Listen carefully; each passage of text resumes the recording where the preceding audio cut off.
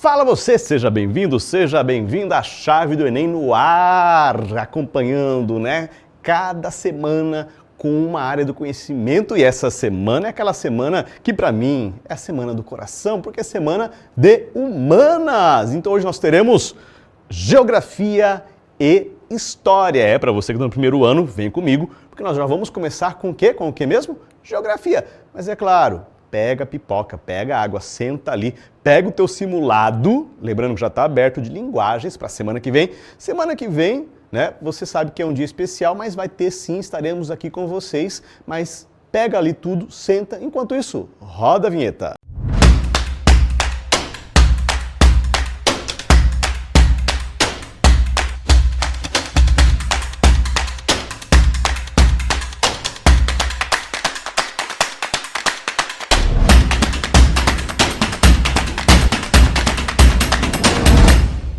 E é claro, vamos começar a nossa aula com geografia. O simulado de você está lá, inclusive nessa ordem. Vamos das questões 1 até 10. Bom, queridos, o primeiro módulo desse bimestre, lá na sua apostilinha, o tema é água. Na verdade, o tema é a circulação da água pelo planeta. Falamos sobre ciclo hidrológico, sobre a parte dos mares, dos rios e lençóis freáticos, e esse justamente é o tema que eu trouxe no nosso simulado. Deu para fazer, eu dei uma olhadinha ali já nos resultados, ainda não tinha fechado, mas boa parte de vocês já tinham participado, e eu percebi que algumas questões vocês mandaram muito bem, e outras questões que tem alguns termos técnicos, ficou um pouco mais difícil de acertar. Mas vem comigo agora então que nós vamos começar a correção dos exercícios. Deu uma travadinha, mas vem comigo. Então vamos lá, exercício número 1. Então começamos aqui, nesse exercício, mostrando o que na tela? Mostrando o ciclo hidrológico. Isso aqui é muito básico, Isso aqui você já estudou há muito tempo na escola, não só em geografia, mas em ciências, biologia. É um assunto bastante falado, bastante discutido. E o que mostra aqui? Mostra, os corpos hídricos, por exemplo, mostrando mar, lago, rio, tem as montanhas mais altas ali. Existem as setas indicando que a água evapora-se, o vapor da água se transforma em nuvem, a chuva cai e corre pela superfície e pelo subsolo. Então ali vai mostrar os processos do ciclo hidrológico, do ciclo da água na Terra, que é um ciclo fechado. Por que é um ciclo fechado? Porque nós não perdemos a água nesse processo. Nesse processo, a água ela vai passar por uma ciclagem, por isso que é chamado de ciclo. Ok? Então, tem aqui essa imagem tirada lá do Atlas Nacional, da National Geographic, de 2008. Vamos para a questão então agora. Com base no esquema apresentado do ciclo da água, assinale a alternativa incorreta. Cuidado com a pegadinha. Se você não ler muito bem o enunciado, primeira alternativa já pode te enganar. Então tome cuidado, porque os vestibulares podem trazer ali no seu enunciado, na descrição do enunciado, a incorreta. No Enem, isso não é comum, mas nos vestibulares, lembrando que nós trabalhamos com Enem e vestibulares, isso pode acontecer. Então vamos lá para as alternativas. A. O Sol aquece a superfície da Terra, fazendo com que a água dos lagos, dos rios, dos mares, do solo e de outros lugares suba em forma de vapor? Acho que ficou bem claro ali na imagem e é aquilo que nós já conhecemos há um bom tempo. Formando as nuvens e retornando à superfície sob forma de precipitação? Esse processo é infinito e cíclico? Cíclico, ok, Porque é o ciclo da água. Infinito? Pode gerar uma confusãozinha ali. É infinito? Guarda, daqui a pouco a gente volta. Jusante e montante são direções de uma corrente fluvial? Sim. Jusante e montante, inclusive o livro traz ali um pouquinho essa explicação, é uma relação topológica. Quando você olha para o rio, tem a parte por onde o rio corre e de onde a água vem, e aí a gente dá um nome ali, um desses dois nomes. Até ali, ok. Jusante significa em direção à nascente? Enquanto que montante significa em direção à foz. Será que esse significado? Dá uma olhadinha ali, pesquisa no Google, tá com dúvida? Pesquisa no Google. A apostila também. Será que é? Fica na dúvida, ele coloca no chat a resposta correta, hein? C. As águas subterrâneas, ou seja, presentes no subsolo da Terra, acumulam-se principalmente nos espaços vazios entre as rochas, formando aquíferos que se alimentam, que alimentam muitos rios e lagos. Isso não pode ficar nenhuma dúvida, a apostila traz certinho para vocês ali, quase no final desse capítulo, né, a questão das águas subterrâneas, fala do tipo de aquífero e fala da classificação do aquífero quanto às rochas. Lá na sua apostilinha está certinho. Existem 3 tipos de aquíferos, no sentido de rocha que contém água: porosos, fissurais e kárstico. Tá? Então aqui não pode nem ficar dúvida, porque a apostila traz, inclusive, com muito detalhe. Se você der uma olhadinha, você com certeza já sabe que isso está correto, então não fica a dúvida aqui, já elimina ela porque eu quero a incorreta. A ficou a dúvida do infinito ainda. Tá? Vamos lá, B.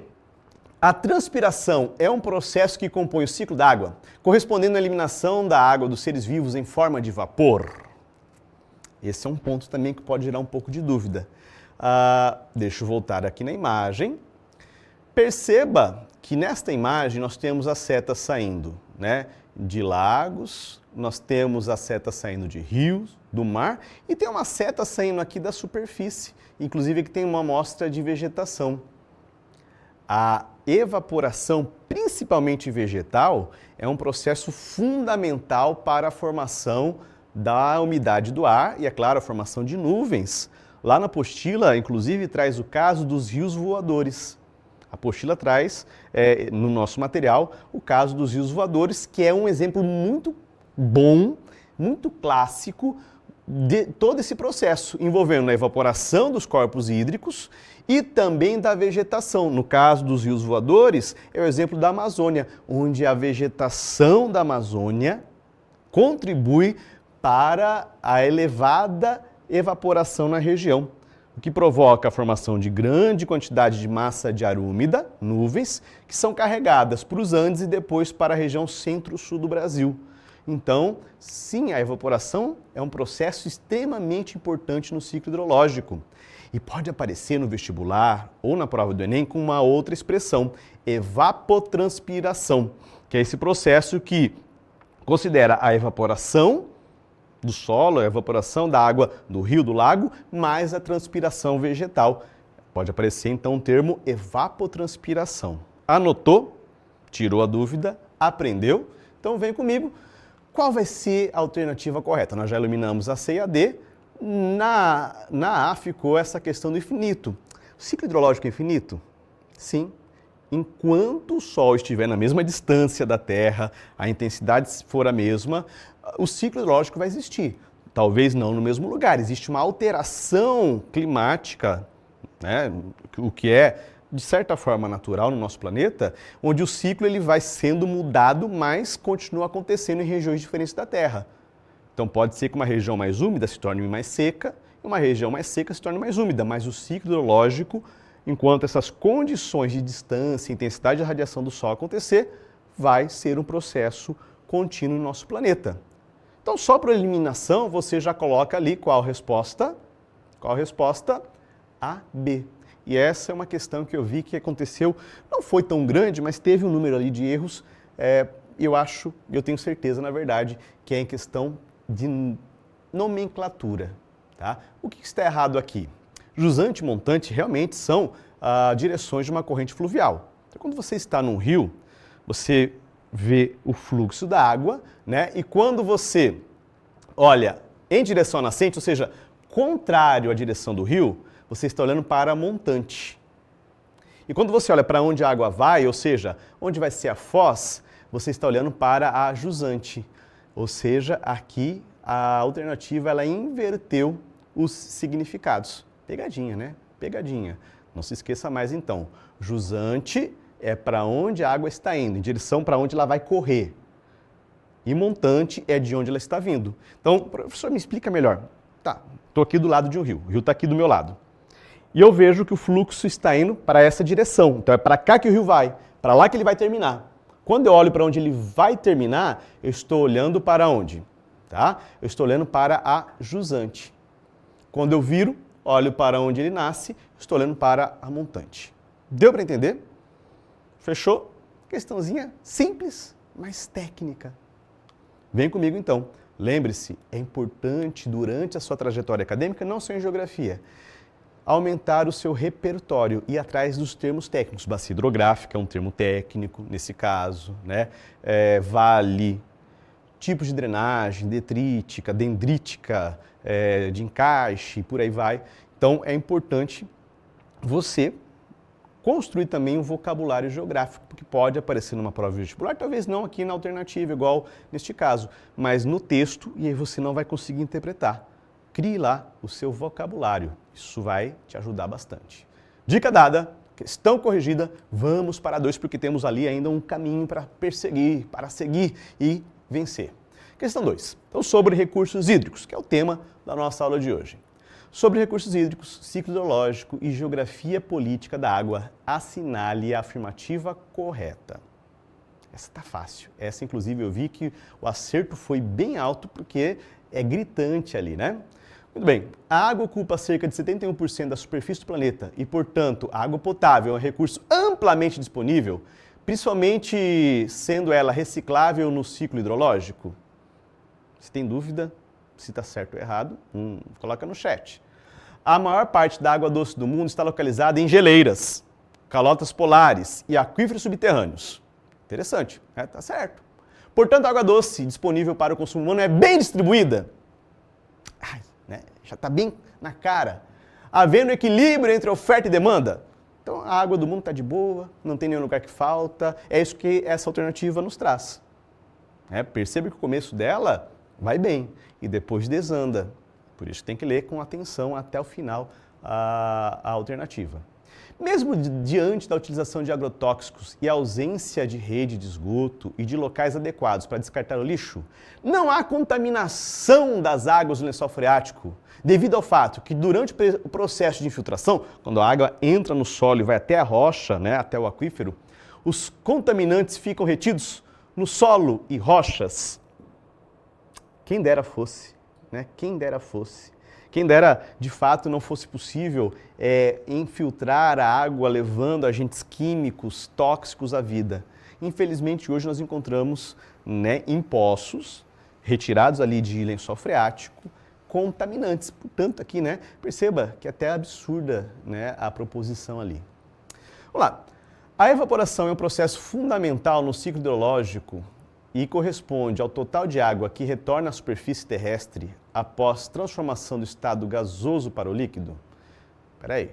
Evaporação corresponde à transformação do estado gasoso para o líquido?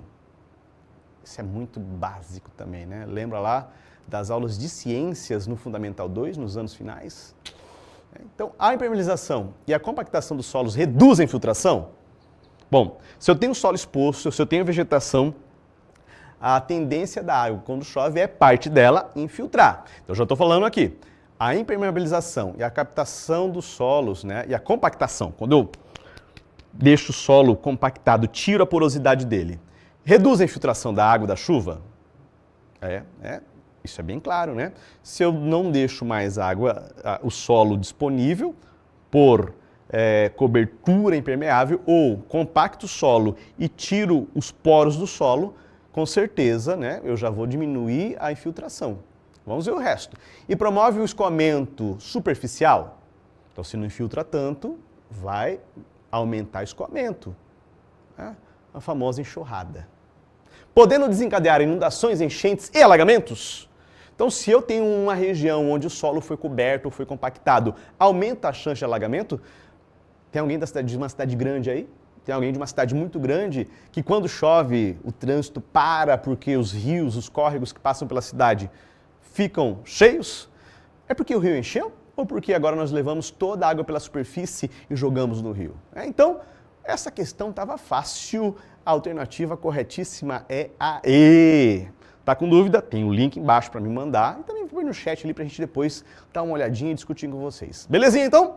Vem comigo para a questão 3. Na questão 3, nós temos ali um texto base e depois nós temos que analisar 5 afirmativas. O texto base diz o seguinte, né? A água é a base para a vida na Terra. mantém a biodiversidade, impulsiona e regula os ciclos biogeoquímicos, sendo fundamental para o desenvolvimento e crescimento sustentável das atividades humanas.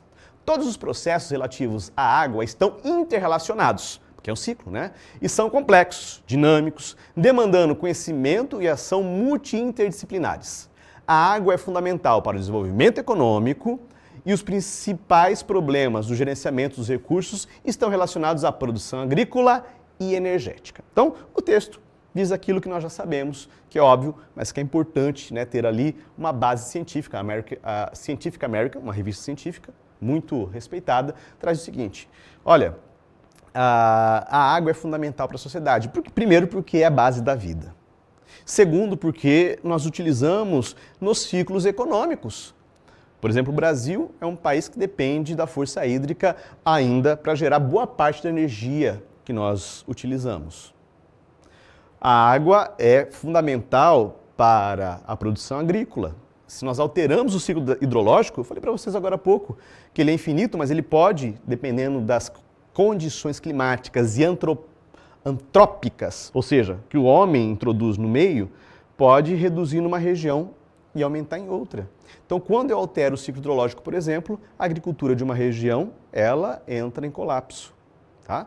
Abastecimento de cidades, a indústria que utiliza uma grande quantidade de água, lá na questão 10, se eu não me engano, a gente fala um pouquinho mais sobre isso. Então, a água ela é fundamental tanto para aquilo que é elementar à vida, quanto aquilo que é elementar para a economia, a sociedade. Ok? E a gestão da água é algo complexo, porque a gente não consegue controlar. Então, dito isso, sobre o tema ressaltado, que é a gestão da água, a sustentabilidade, analise as afirmativas a seguir. 1. A sustentabilidade da água como recurso natural não depende apenas de fontes hídricas, então não depende só de encontrar uma fonte de água, mas de outros componentes naturais, tais como clima, biodiversidade e relacionados com as atividades antrópicas. Olha o vocabulário, lembrando, antrópico é atividade desenvolvida pelo ser humano. Então, vamos lá, será que a sustentabilidade depende desses elementos? E aí, sim ou não? Sim ou não? Sim ou não? Sim, né? Com certeza. Porque não basta achar fonte d'água, eu tenho que ter um clima propício para poder reabastecer aquela fonte d'água. Por exemplo, perfurar um poço numa região semiárida e usar esse poço acima da quantidade de água que vai recarregar, eu vou esgotar esse recurso, não é sustentável. Eu até tenho um recurso por um tempo para poder atender uma emergência, só que quando eu falo sustentabilidade, estou falando de uso de longo prazo. Um uso, né, que vai me garantir que este recurso não cesse a longo prazo. Então, portanto, está correto. 2.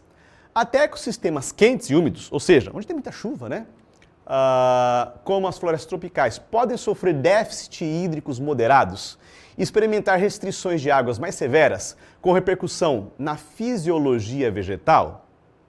Vamos traduzir aqui? Eu sei que o principal dificultador nessa questão é vocabulário. E meu tema de hoje, né, com vocês é pegar um pouquinho dessa questão do vocabulário, porque a apostila não traz todo o vocabulário, por isso que nós, professores de geografia, vamos na sala de aula introduzindo esses temas, esses vocábulos, para que você possa incorporar ao seu repertório. Então, dizendo o seguinte: até regiões quentes, como florestas tropicais, caso do Brasil, pode sofrer déficits hídricos. O que quer dizer isso? Chover menos do que precisa, provocando problemas na vegetação. Será que isso acontece? O Brasil é um grande exemplo, né? Perceberam que lá nos últimos anos, 2019, 20, 21, a quantidade, para quem é do sul e sudeste do Brasil, a quantidade de chuva diminuiu muito, aumentou a falta d'água para a cidade, mas também para a vegetação. Pantanal pegou mais fogo do que a média, do que o normal. Tem uma questão antrópica, que é jogar o fogo, mas a seca foi mais acentuada, o que, né, vai deteriorar a biodiversidade.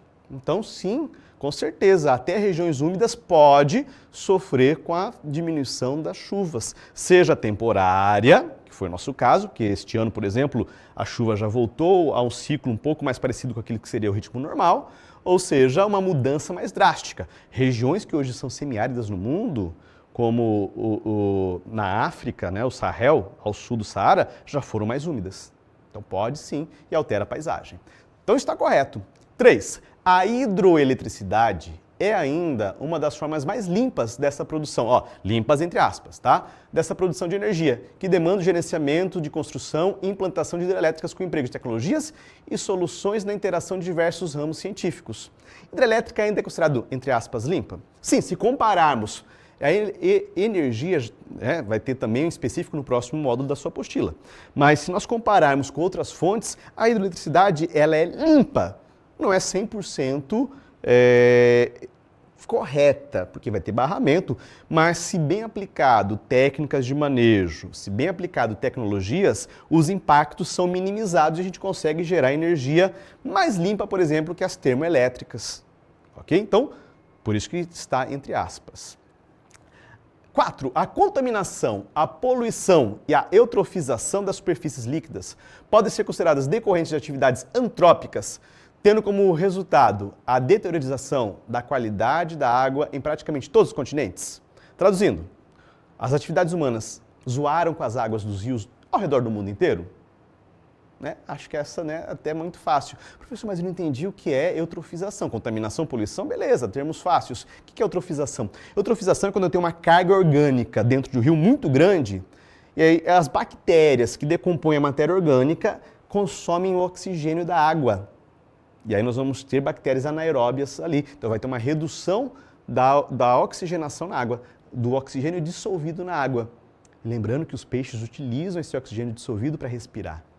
Eu vou ter uma mortandade, eu vou ter ali um impacto ambiental muito grande.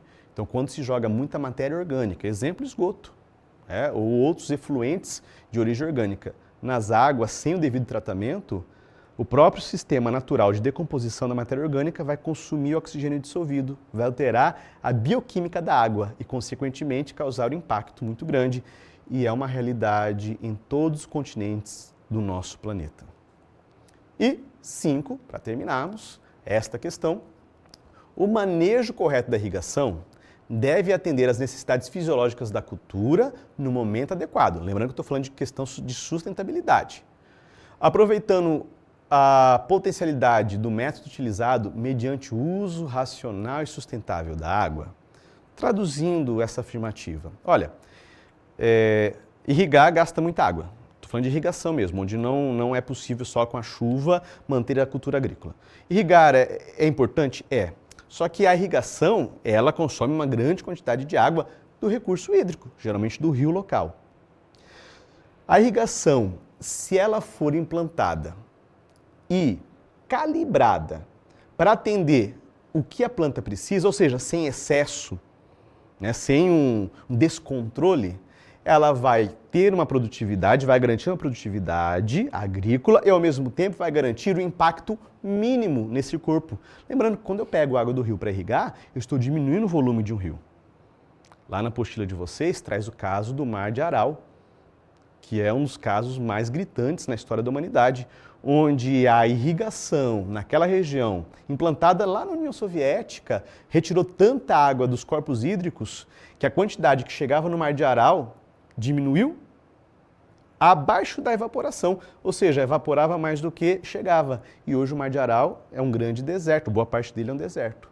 Então aqui a afirmativa diz, olha, se o sistema de irrigação for calibradinho, não retirar mais água do que precisa, não é só colocar uma bomba lá e ficar jogando água, mas se for calibrado, usando a tecnologia adequada, a gente consegue produzir e reduzir o impacto no meio ambiente, o que está correto. Portanto, 1, 2, 3 e 4, todas elas estão corretas. Alternativa E. Tranquilinho? Vem comigo então, questão número 4. Estamos chegando quase na metade. Davi, deu meia hora de aula ainda? 24, olha, eu estou conseguindo chegar ali rapidinho para você também não ficar tão preso aqui comigo. Vem comigo então. Que correntes marítimas? Também está lá na sua apostilinha. A gente vai ter 2 questões agora sobre correntes marítimas. Da Uninasal. Qual a importância das correntes marítimas? É o título do texto gerador aqui. Gigantescas massas de água que se deslocam em diferentes direções. As correntes marítimas apresentam entre si diferentes dimensões, temperaturas, cores, velocidades, trajetórias e índice de salinidade. As correntes provocam migração de animais marinhos sensíveis à temperatura e deslocamento de placas de gelo, sendo também responsáveis pela configuração dos contornos litorâneos. Aí nós temos aqui um mapa, né, trazendo algumas correntes marítimas, que lá na sua apostila também tem, mais completo que esse, com os nomes das correntes. E aí só para lembrar, né, as correntes que se originam aqui mais perto dos polos são correntes frias. E essas correntes que se originam próximo à linha do Equador são as correntes quentes. E elas tendem a ir, né, a sentidos opostos, do frio para o quente, do quente para o frio. Opa, frio não, professor. Fazendo essa troca. Já assistiu Procurando Nemo, né? Então tá lá. Inclusive a apostila fala sobre isso, né? Aquelas tartarugas que eram carregadas pelas correntes marítimas. O ser humano utilizou, inclusive, nas navegações, essas correntes, quando elas ressurgem, né, elas ajudavam ali a acelerar os navios. Então, vamos continuar o texto. Os diferentes e contrários trajetos são justificados pela movimentação terrestre. As correntes originadas no hemisfério norte se movem em sentido horário e aquelas que de origem no hemisfério sul se deslocam em sentido oposto, anti-horário, né? Movimento de Coriolis. Correntes frias e quentes. Cada corrente apresenta as características térmicas de seu local de origem. As correntes frias, como as das Canárias, Califórnia e Labrador, são formadas em altas latitudes, ou seja, perto do polo, ou nas regiões profundas do oceano.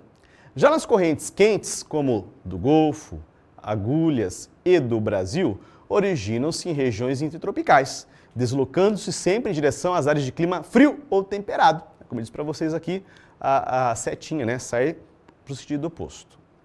Ok? Então temos a descrição de um texto. Vamos para a nossa questão propriamente dita. Dentre os importantes papéis desempenhados pelas correntes marítimas na natureza, se destaca. Tem várias importâncias. Mas o que se destaca? Vamos lá. Formação de trincheiras oceânicas. Não, trincheira oceânica é uma questão geológica. Tá? Regulação da temperatura atmosférica. Será que interfere na temperatura da atmosfera? Será que a água do mar quente ou fria interfere? Guarda ali. A formação de serras litorâneas. Serra é relevo. Ela que forma a serra, é a corrente marítima. Já estudamos geologia, né? Lembra lá? Formas de relevo. Lembra do intemperismo, né? Que vai desmontando os antigos relevos de montanha, formando os planaltos. Na borda do planalto tem serras. Não entrou corrente marítima. Então tá muito fácil aqui, hein? A velocidade da rotação da Terra. Corrente marítima altera a velocidade de rotação da Terra? Na verdade, a rotação da Terra é que ajuda, né, direcionar o sentido da corrente marítima. Então, não é. É a formação de grandes penínsulas. Estava fácil essa, né? Com certeza você acertou, porque eu vi que o índice de acerto foi bem alto. E a alternativa correta é, claro, temperatura atmosférica. As correntes marítimas, elas são elementos extremamente importantes para a dinâmica climática. Em regiões onde essa corrente quente atinge o litoral, o que acontece mesmo? Aumenta a precipitação, as chuvas. Exemplo, a corrente do Brasil, que contribui para as chuvas no nosso litoral.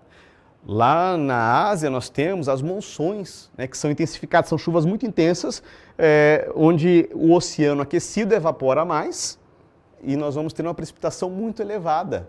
Então, e o contrário também é importante. Quando eu tenho corrente marítima fria atingindo o litoral, há uma tendência de diminuir a precipitação, podendo formar inclusive os desertos. Exemplo clássico, a gente vê na próxima questão que fala sobre isso. Ok, então, acertou, mandou bem. E só para fechar, mais uma função, que eu estava esquecendo aqui, pesca. A questão econômica, né? Quando nós temos o ressurgimento das águas frias, né? Porque as águas frias, por serem mais densas, elas vão pelo fundo do mar. Quando essa água chega mais próximo ao litoral, ou seja, o relevo, né, submarino, ele está mais perto da superfície, essa água sobe, leva minerais para a superfície e aumenta a biodiversidade, aumenta o número de peixes, o que facilita a pesca. O litoral chileno é um exemplo disso. Dei mais uma dica. Tá anotado? Então vamos para a próxima, que também fala sobre correntes marítimas. Tá aqui. Então vem um mapinha para vocês também das correntes marítimas, né? Então nós temos aqui, olha só a corrente do Brasil que foi citada, não pega lá, mas enfim, né? Corrente de Humboldt, a corrente das Canárias. Então aqui nós temos o seguinte enunciado, da Mackenzie, né? As correntes marítimas se movimentam por todos os oceanos do mundo.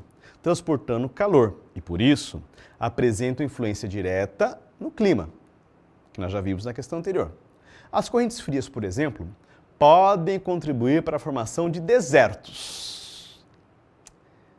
E agora a questão, essa bem técnica, ela diz o seguinte: com base no mapa, e o mapa traz aqui a quantidade de chuva, tá vendo ali? A cor, né? A escala de cor é a quantidade de chuva. Mesmo que você veja em preto e branco, num vestibular geralmente em preto e branco, você vai ver do claro para o escuro. Quanto mais claro, menor a precipitação, quanto mais escuro, maior a precipitação. Nesse caso, nós temos aqui uma escala de amarelo para verde, né? Um amarelo claro até um verde mais escuro, ok? Então vamos lá. Então você tem que analisar esse mapa e identificar quais desertos são formados pela corrente marítima apontada. E aí, fez a análise? Coloca aqui, estou esperando para você colocar aqui no chat a sua resposta. Bom, vamos lá. Corrente de Humboldt, deserto do Atacama. Quando a gente olha aqui a corrente de Humboldt, a América do Sul, Pacífico, e sim, o deserto da América do Sul é o Atacama. Então, está correto. Aliás, o deserto mais seco do mundo, não é o maior, mas é o mais seco do mundo. Tá? A gente volta para cá, corrente de Benguela. A corrente de Benguela está aqui, ó, no sul. Aqui, ó, Benguela. Vai formar um deserto no sul da África. Qual que é o deserto do sul da África? O Kalahari. Já matamos aqui de primeira. Tá? Então perceba que essa questão, ela nem pedia para você entender de corrente marítima. Essa questão pedia a habilidade, por isso que hoje a gente trabalha com habilidades, né? Não é só o conteúdo. Qual era a habilidade? De interpretar esse mapa. Eu coloquei essa questão para falar de corrente marítima, mas a habilidade que você precisa ter aqui é interpretar mapas. Ainda bem que no simulado virtual dá para ver até melhor, né, a escrita das correntes. Nesse caso, se fosse uma prova impressa, né, teria que ter mais detalhamentos ali, uma resolução melhor. Então, já matamos. Essa aqui eu fiz questão de colocar para testar a sua habilidade de ler mapas. E aí, você já treinou ler mapas, gráficos e tabelas? Isso é uma habilidade muito importante para resolver várias questões de geografia. Esse conteúdo, né, aliás, essa habilidade, ela é muito cobrada em vestibulares. E sim, te ajuda. Você não precisava entender nada de clima. Era só ler, lembrar da região que você conseguiria responder esta questão e mandar muito bem. Dica dada, hein? Aqui não é só conteúdo, mas também trabalhando as habilidades e as competências. Muito bem, então vamos agora aqui falar sobre marés. Outro conteúdo que está lá na sua apostilinha, bem detalhado, para que você possa mandar bem no vestibular, no Enem e, é claro, aqui conosco. Questão 6, então, da Unimontes, Montes Claros. As águas dos oceanos deformam-se pela atração da força gravitacional sobre a Terra, fenômeno conhecido como marés. A figura a seguir ilustra a lua nova do lado esquerdo e a lua minguante do lado direito. Então aqui lua minguante e aqui lua nova, tá? Que não chega lá a minha mão, mas minguante e nova. Bom, aqui na tela não ficou muito legal a projeção, mas lá no seu simulado, né, você consegue ver o tamanho das marés. Quando nós estamos nessa posição da lua nova, o que acontece? A força gravitacional da lua e do sol é somada. Então, a maré vai ser muito maior. Quando nós estamos nessa posição da lua minguante e o sol é obviamente na posição dele, as forças vetoriais vão ser divididas ali. Então, a maré ela não será tão alta, ela vai ser uma maré morta. Isso aqui é uma interpretação que, inclusive, está no material da apostilinha de vocês ali, da Casa Publicadora. Dá uma olhada lá. Então, sobre o fenômeno das marés, é correto afirmar que... Bom, então leia aqui comigo e já vai colocando no chat qual a alternativa correta. Sobre o fenômeno das marés, é correto afirmar que a discrepância entre maré baixa e alta é maior na lua nova, pois o eixo Sol-Terra e Lua-Terra são ortogonais. A força gravitacional é inversamente proporcional ao quadrado da distância entre os astros, olha só, né? Interdisciplinar aqui. Segundo a lei gravitacional universal, assim, o Sol, por estar distante da Terra, não exerce influência sobre as marés. Você não precisava nem lembrar da lei da gravitacional, né? Mas aqui você já olha, né? O Sol, por estar distante da Terra, não exerce influência sobre as marés. Já matou. Interpretação. C. A chamada maré morta é aquela que ocorre na lua quarto minguante, pois os efeitos da maré, do Sol e da Lua tendem a se anular, que estão, né, em sentidos diferentes. E C, as marés mais altas do ano ocorrem durante o quarto minguante, pois no período a Terra e o Sol estão alinhados. Eita, né? E aí? Já tinha dado até a resposta para vocês, né? Qual? É? A C, a maré morta, que ocorre quando? Quando a Lua e o Sol aqui, né, não exercem atração oposta ou somada. Então a maré será mais baixa, a maré morta. Fechou? Vamos então para a questão 7. Olha, estamos indo bem, para que você possa daqui a pouco estar aqui com o professor Yuri de História. Fez o simuladinho, né? Muito bem. Mais uma questão para analisarmos algumas afirmativas. Então analise as assertivas e assinale a alternativa que aponta as corretas. 1. A chuva não é a única maneira de recarregar os rios. A vegetação também pode criar umidade, como é o caso da floresta amazônica. Bom, vegetação cria umidade. Cria, né? Nós já falamos de evaporação. Mas a evaporação da árvore vai direto para o rio? Nós já vimos isso, né?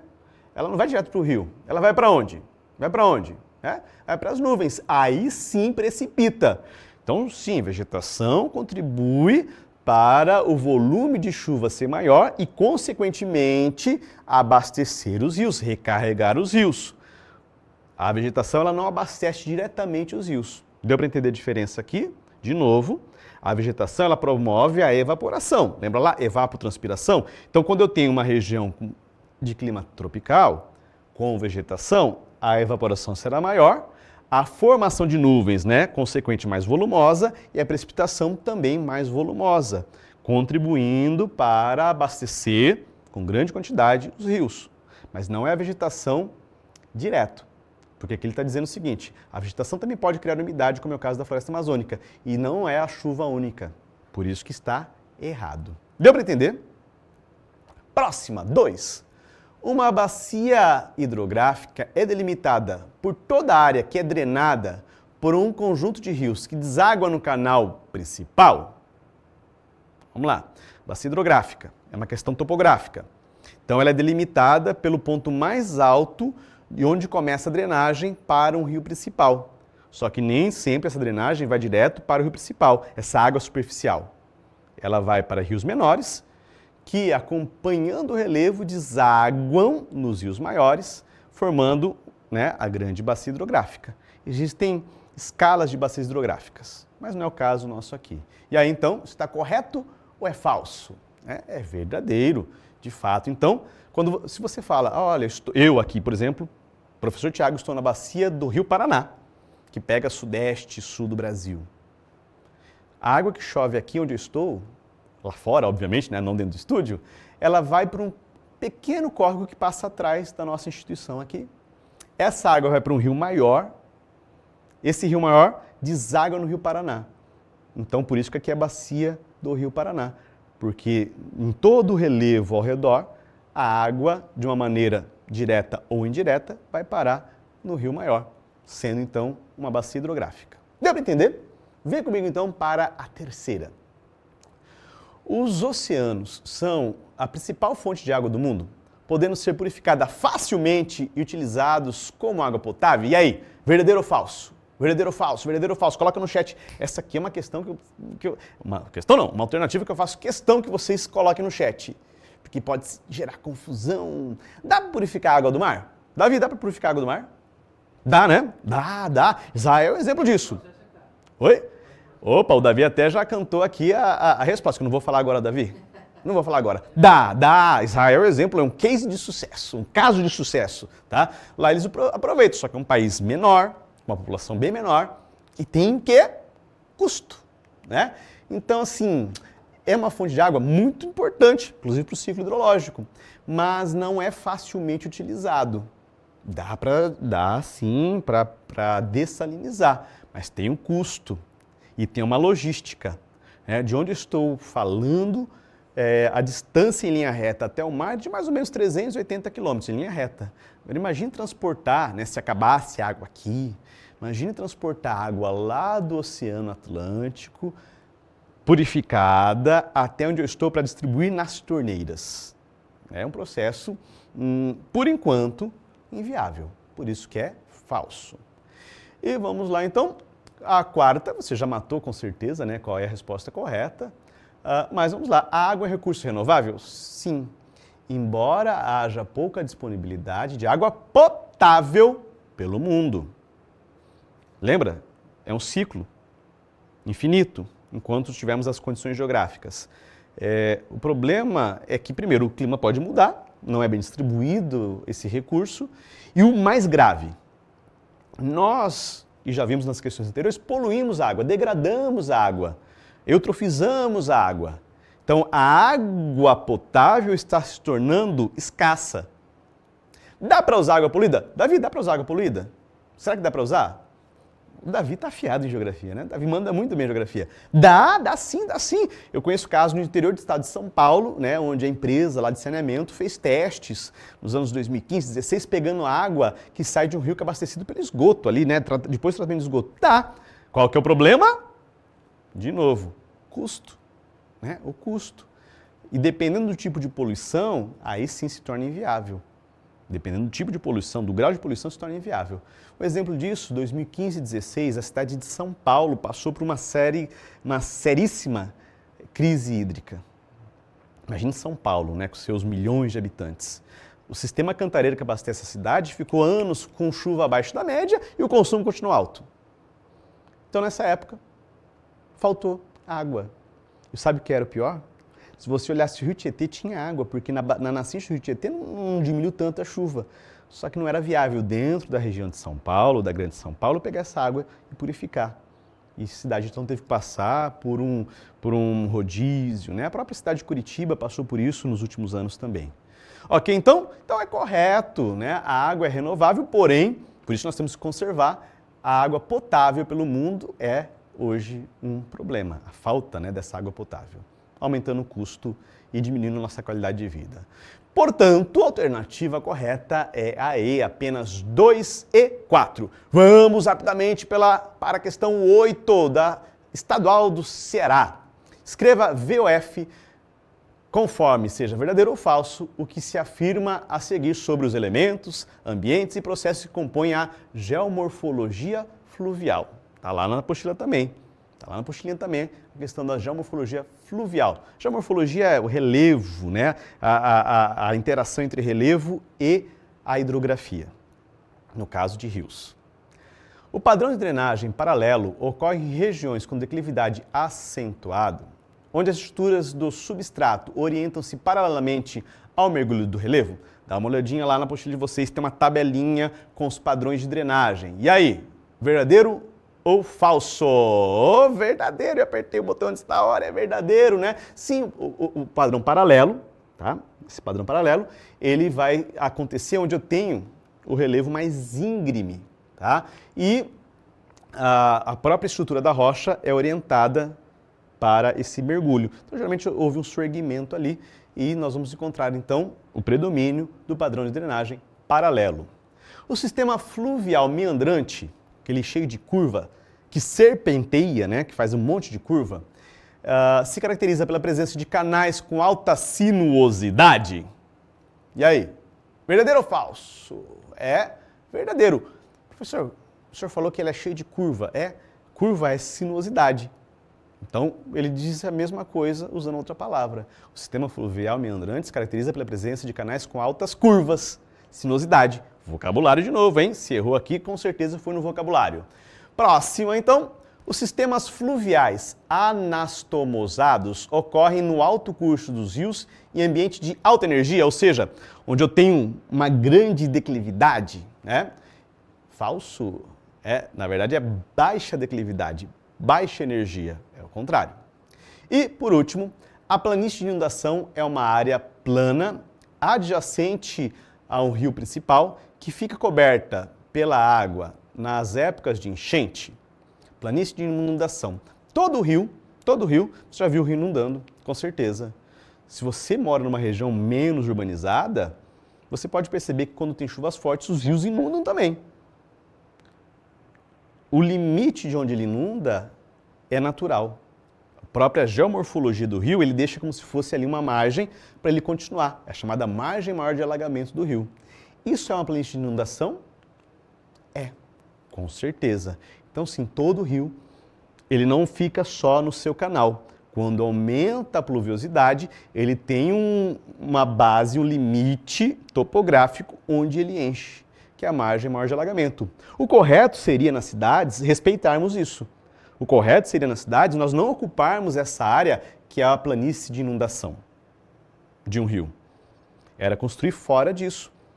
Evitar passar ali com ruas, né, abaixo desse nível, só que ao longo do tempo nós fomos ocupando. E por isso que é tão comum quando alagar um rio urbano, alaga mais porque também está impermeabilizado, as pessoas que moram nessa margem, nessa planície, sofrerem ali com as casas cheias da água, as ruas, né, as estradas bloqueadas. Porque a gente não respeitou ao longo da história esta posição topográfica, que é a planície de inundação. Um problema ambiental, infelizmente, bastante comum. Beleza, então vamos para a questão 9, porque eu sei que você está esperando ali a nossa querida e amada aula de História. Questão 9, uma questão da UEM, questão de somatória, tá? Se você for fazer uma prova de somatória, UEM aqui no sul do Brasil, na cidade de Maringá, Paraná. Esse tipo de questão não é tão comum ao redor do Brasil, mas eu coloco aqui para a gente entender. Nesse tipo de prova, você vai verificar quais questões são verdadeiras e lá no gabarito você vai marcar o valor. Então, por exemplo, se for verdadeiras a 1 e a 2, 1 mais 2, 3. Lá no gabarito você vai pôr 0,3. Beleza? Bom, então vamos lá. 0,1. A distribuição heterogênea da água no planeta é influenciada por questões físicos, naturais e também por ações humanas? Lembra que nós falamos que o recurso natural não é bem distribuído? Isso acontece por questões físicos naturais? Com certeza, o clima. O ser humano interfere? Também, né? Também. Por exemplo, se você diminui a vegetação de uma região, você altera o ciclo hidrológico. É por isso que se preocupa tanto com a Amazônia. Quem produz no centro-sul do Brasil tem que estar preocupado com a Amazônia, porque a floresta amazônica ela contribui para a formação da chuva aqui. Então sim, tá? Com certeza. 2, aliás, né, colocando ali. 2. Dentre os recursos hídricos, a água doce é a que apresenta a menor quantidade disponibilizada para consumo direto. Lembra lá também do ciclo hidrológico, a distribuição da água? Sua apostila traz isso. Nós encontramos muita água salgada, os mares, que não é disponibilizada direto para o consumo. Se precisar usar, tem que dessalinizar. Tem muita água em geleira, que também não fica disponível direto para todos. Qual que vai ser essa água disponível direto? Os rios, né? E também o lençol freático, que é uma pequena porção.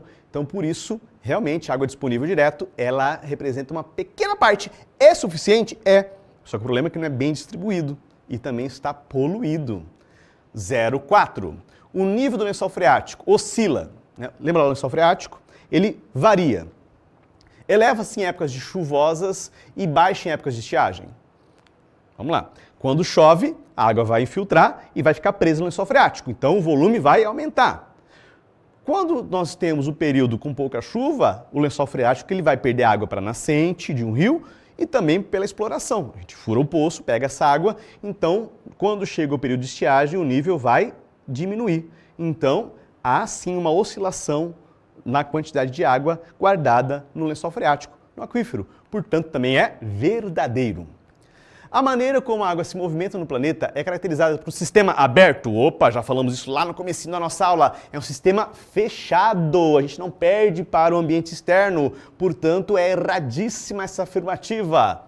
E a hidrosfera, né, é a porção líquida das partículas de água que compõem o ciclo hidrológico. Está lá também, facílimo, né? A hidrosfera é toda a distribuição da água no nosso planeta. Está correto? Então estão corretas. As afirmações em 0,1, 0,2, 0,4 e 16. Somando 0,1 mais 0,2 mais 0,4 mais 16 vai me dar 23. A alternativa nesse caso, D. Se fosse uma prova de vestibular, você ia marcar no gabarito 2 e 3. 23. Ok? Fica a dica ali para quem for prestar vestibular de somatória. E vamos caminhar agora para a nossa última questão deste encontro do Chave do Enem, Humanas Geografia. Agora, como eu disse lá no começo da aula, a gente vai falar um pouquinho sobre o uso da água. Tá?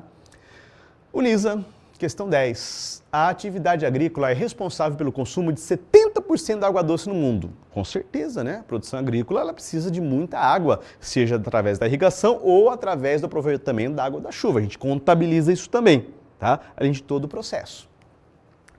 Dessa forma, o trânsito de alimentos se torna também uma redistribuição indireta de recursos hídricos. Então, examine a tabela. Nós temos aqui lavoura e pecuária, produto e a quantidade de água que é utilizada para a produção de 1 kg. Então, lá na soja, para produzir 1 kg de soja, em todo o processo se consome 2.000 litros de água. Arroz, 1.600 litros de água.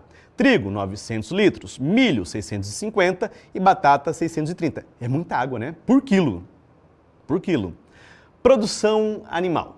Então, vamos lá, para produzir 1 kg de bife bovino, genérico, 43.000 litros de água. Aquilo que eu não consumo, carne suína, 6.000 litros por quilo. E carne de frango, 3.500 litros por quilo do produto. Quando a gente exporta, né, o Brasil é um grande exportador de soja. Hoje a gente faz um cálculo, né, nessa área de sustentabilidade que cada quilo de soja que eu exporto, eu estou mandando um consumo de água de 2.000 litros.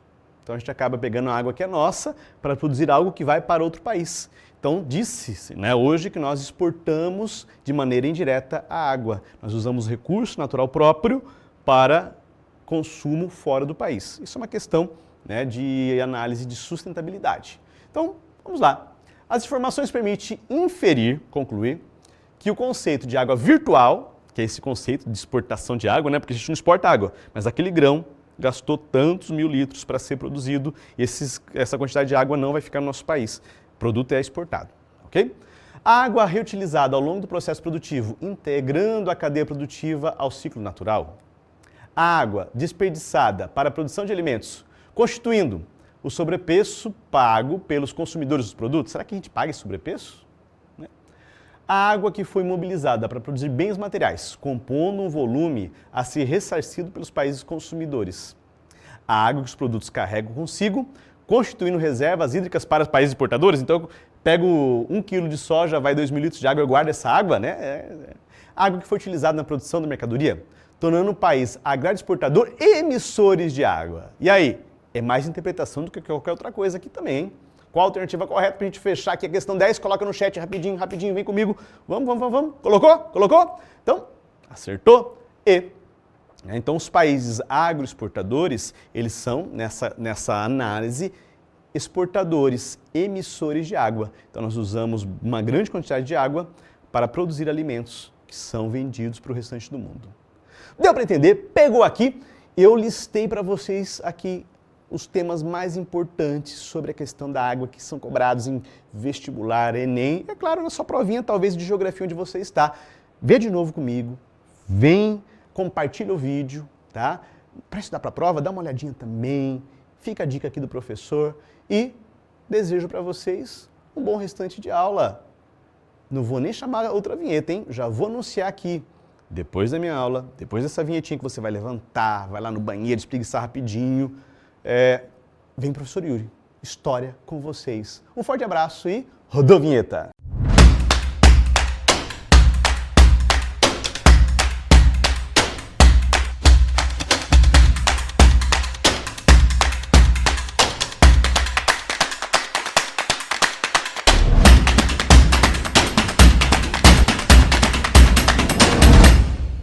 E aí, galerinha do Chave do Enem, beleza? Como é que estão? Como é que passaram de férias aí? Estamos começando o segundo semestre a toda. E vamos começar com a galerinha aí do primeiro ano, tá? Falando um pouquinho sobre reforma protestante.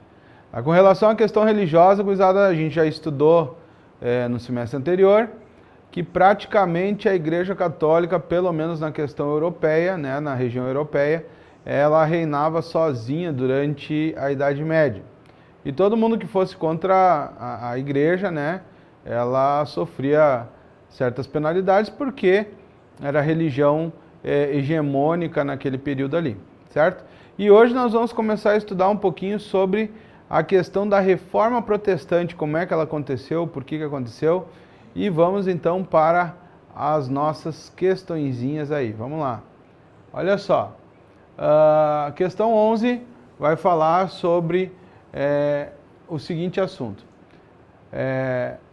Temos que despedaçá-los, degolá-los e apunhalá-los em segredo e em público, e que os matem todos os que possam matá-los, como se mata um cão furioso.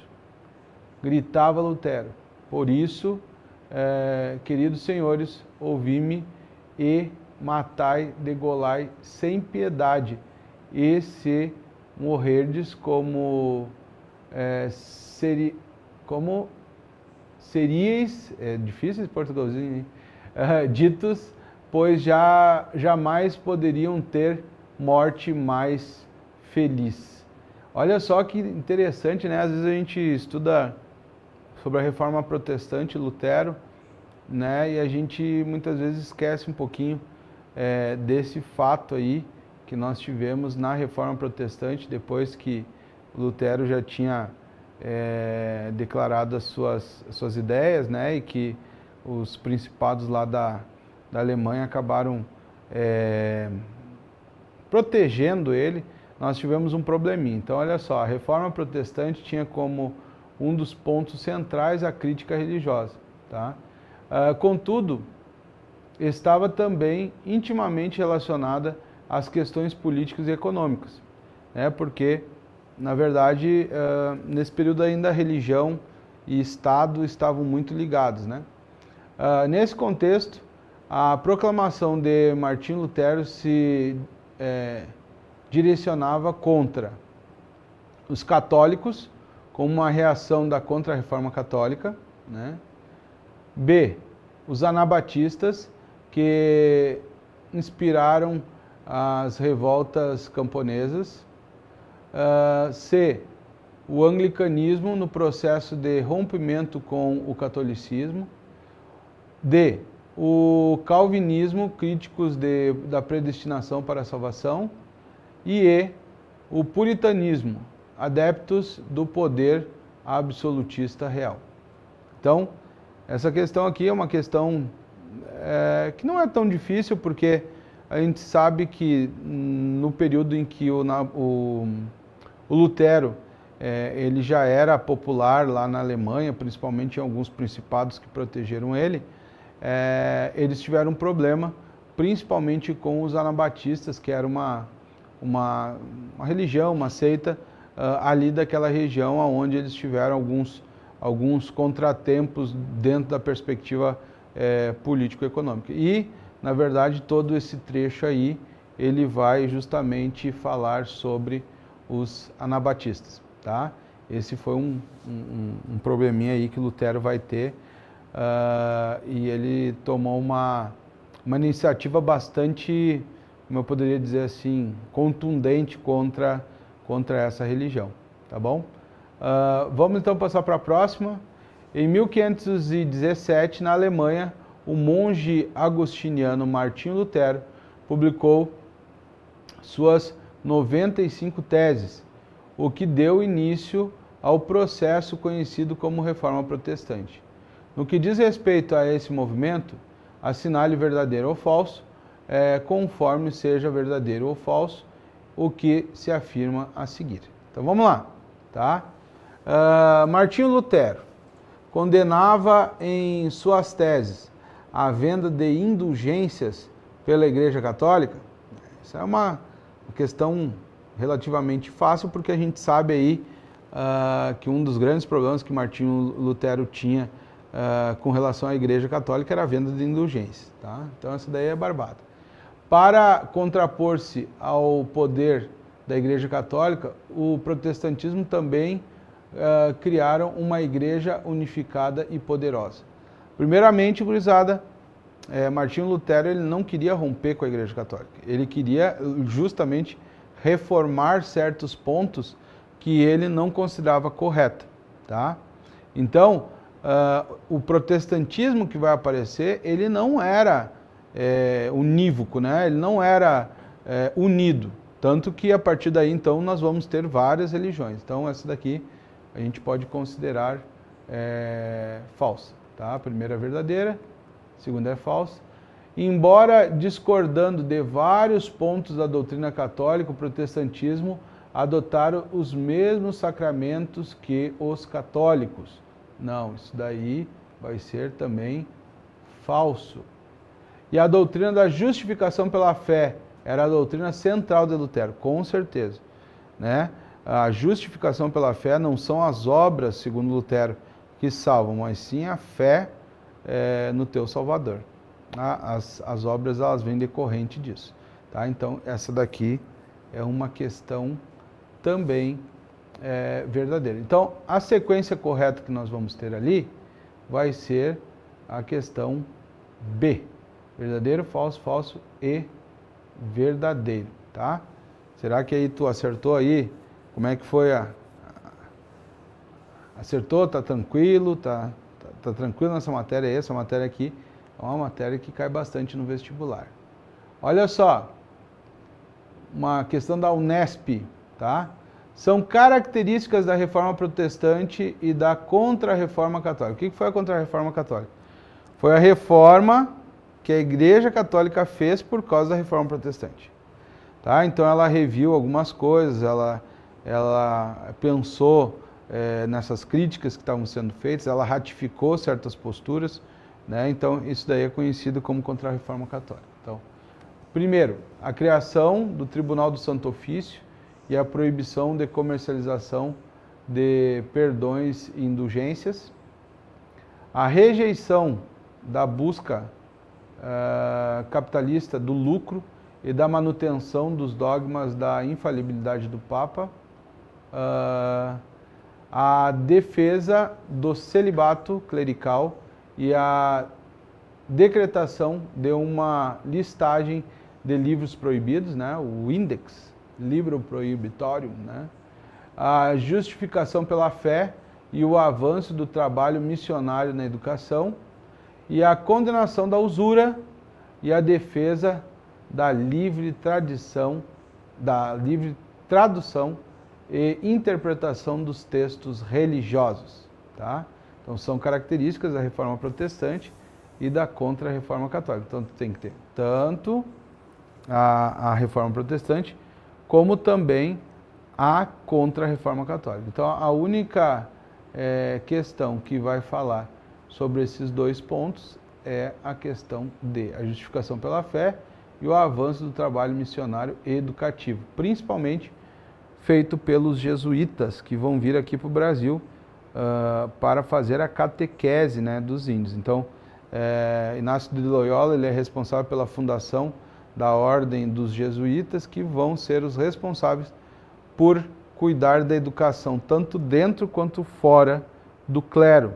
Tá? Então isso é uma coisa bem importante, foi um resultado muito sério que nós vamos ter a partir da Contra-Reforma Católica. Tá? E a justificação pela fé é uma das bases do luteranismo. Beleza? Vamos então agora para a questão 14. Aí Calvino agora, tá? A gente falou do Lutero, agora a gente vai falar do Calvino. Calvino, toda a verdade religiosa está contida nas Sagradas Escrituras e que é a única reveladora da palavra de Deus. Considera, além disso, que a tradição religiosa é uma alteração do puro evangelho.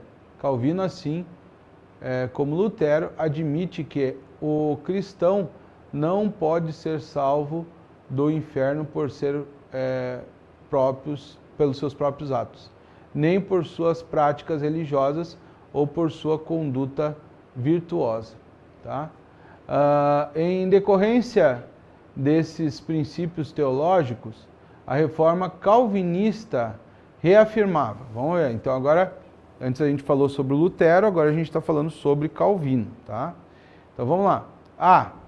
A doutrina da predestinação divina para a salvação dos homens. B. A intercessão dos santos para a justificação dos condenados. C. A necessidade de exercícios espirituais para a resistência aos pecados. D. A importância da hierarquia religiosa para o contato entre fiéis e a divindade. E a adoção da pobreza material para a imitação dos primeiros cristãos. Então, o que Calvino tinha como base, né, da sua teologia? E essa daqui também não é uma questão muito difícil, né, mas é uma questão que tem que ter um certo conhecimento, que vai ser a questão da doutrina da justificação pela fé. Ele partia do pressuposto que Deus sabe o fim desde o princípio, né? Ele é onipotente, onipresente, onisciente. Então, a partir daí, então, se o cara trabalha, se ele prospera, né? Se ele é um cara digno, um cara religioso, né? Um cara que faz a vontade de Deus e ele prospera materialmente também, isso é um indício de que Deus está cuidando da sua salvação. Essa é uma doutrina que se adaptou muito bem ao contexto burguês, tá bom? Vamos então para a última questão, uma questão aí sobre a arte desse período aí, né, o Barroco. O Barroco foi um estilo das formas dramáticas, grandiosas e opulentas, voltado ao intenso decorativismo e caracterizado, pela exuberância dos dourados nas volutas e espirais, né, aquelas colunas em espirais. O Barroco exprimiu as incertezas de uma época, da Idade Moderna, que oscilava entre velhos e novos valores. Foi largamente utilizado pela igreja da Contra-Reforma como elemento de propaganda, destinado a atrair as criaturas pela pompa e a magnificência, né? E também assim era usado muito para te sentir que tu não era grande coisa. Quando tu entrava naquelas construções ali, tu te sentia um cara assim até bem medíocre, porque era tão grandioso que trazia esse sentimento. A igreja compeliu Deus a vestir as mais suntuosas roupagens humanas, reproduzindo o céu em toda a sua magnificência, grandeza e esplendor, extasiando, arrebatando os fiéis que frequentavam os templos, né? Se tu pegar, por exemplo, a Basílica de São Pedro, né, no Vaticano, ela é feita num estilo barroco e é lindíssima. Assim, tu entra, eu já estive lá, é muito bonito, muito grandioso, muito, assim, uma beleza suntuosa, assim, uma coisa muito interessante.